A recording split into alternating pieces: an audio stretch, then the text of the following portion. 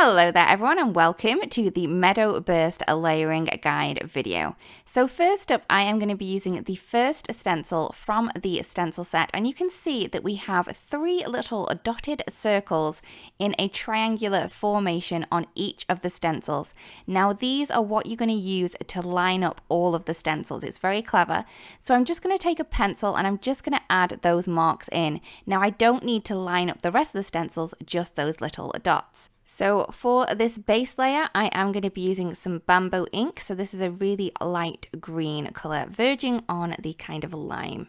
So once I have done that, I can remove that stencil and I'm going to take the second one and I'm just going to line up those 3 little dots. I'm not worrying about the image itself, just those 3 little dots we marked on our cardstock before.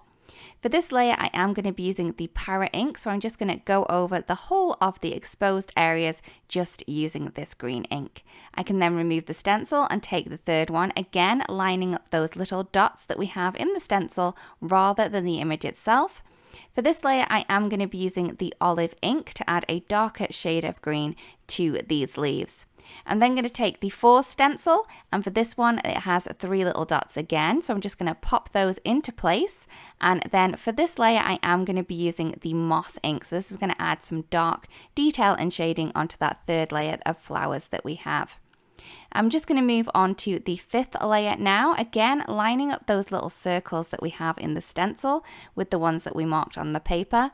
For this layer I am going to be using some Coral Bliss to kind of add in that blossom. I'm then going to shift that stencil over once I've completed all of the first layer of it, and then I'm going to add in the 2nd layer of the blossom using some of the Heartbeat ink. So that is all of the layering complete. We really do hope this video helps. Thank you so much for watching and we'll see you again really soon. Bye bye.